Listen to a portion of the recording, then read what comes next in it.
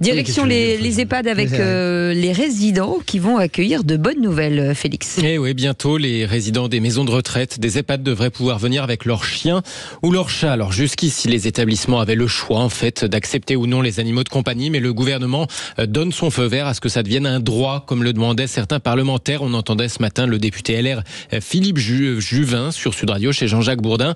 Une association de directeurs d'EHPAD le réclamait aussi également. Bonsoir Éric Frégonat.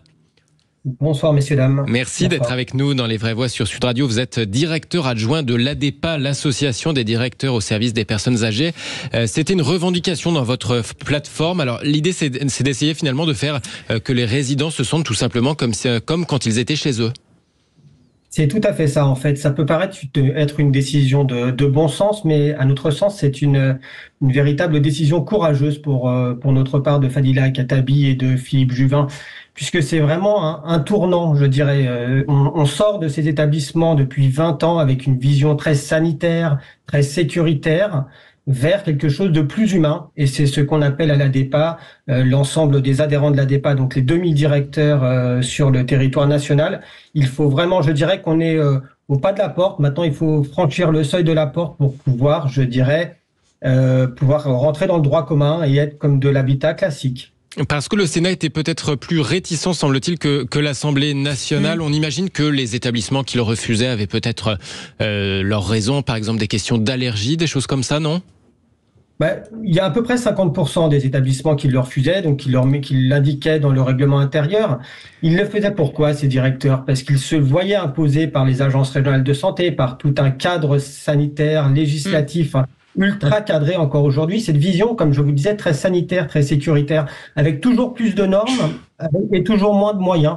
Donc, évidemment, nombre de directeurs suivaient ces recommandations, des recommandations qui pour nous ne sont pas des recommandations de bon sens et qui montrent en tout cas qu'il y a toujours de l'agisme, je dirais, dans cette société française où on ne traite pas les personnes âgées, surtout les plus vulnérables, de la même manière que l'ensemble des citoyens français. C'était une vraie violence. C'était une vraie violence de devoir se séparer de son animal de compagnie en arrivant en EHPAD. Ouais, moi je trouve ça génial. J'ai trouvé, vous l'avez évoqué, Philippe Juvin, très convaincant sur ce sujet ce matin sur Sud Radio. Ouais. Il a donné des arguments qui m'ont persuadé non seulement du point de vue vivre comme chez soi, mais il indiquait même que ça pouvait avoir des effets positifs sur la santé des gens. Il y a plusieurs situations où on voit des personnes en EHPAD qui sont complètement déconnectés, ils ont plus moyen de communiquer parce que là, voilà, ils se sont retrouvés tout seuls, etc.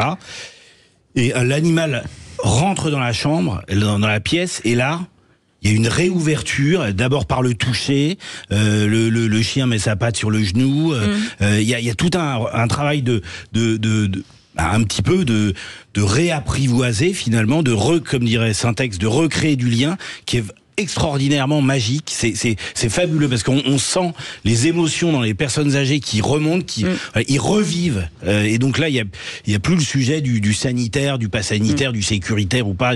Voilà, c'est l'humain qui vous savez revient. qu'il y a un cheval qui s'appelle Payot qui rentre dans les qui rentre dans les EHPAD et qui va au chevet, qui reste des heures au chevet de personnes âgées, et ça crée pour les personnes âgées la fin de prise de médicaments ou la réduction de prise de médicaments.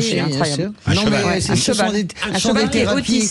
Ce sont des thérapies également pour les maniaco-dépressifs, pour les schizophrènes. La thérapie par les animaux, c'est quand même quelque chose d'exceptionnel. Mais je voulais quand même vous saluer, vous, monsieur, parce que honnêtement, c'est vrai que les EHPAD ont une réputation épouvantable et assez injustifiée. Moi, je fréquente un certain nombre d'établissements où j'ai des amis et des gens de ma famille, et en fait, sont très bien traités, parce que ça signifie aussi, pour les gens de l'EHPAD, beaucoup d'efforts. Parce que ça veut dire des animaux, des chiens, c'est pas forcément les personnes âgées qui peuvent les sortir, donc ça veut dire aussi que vous allez faire encore plus d'efforts, et donc je vous félicite quand même, c'est bien. Absolument, et on est ravis de vous avoir donné en tout cas la parole. Merci beaucoup Éric Frégonat d'avoir été avec nous, directeur adjoint de l'ADPA, l'association des directeurs du service des personnes âgées.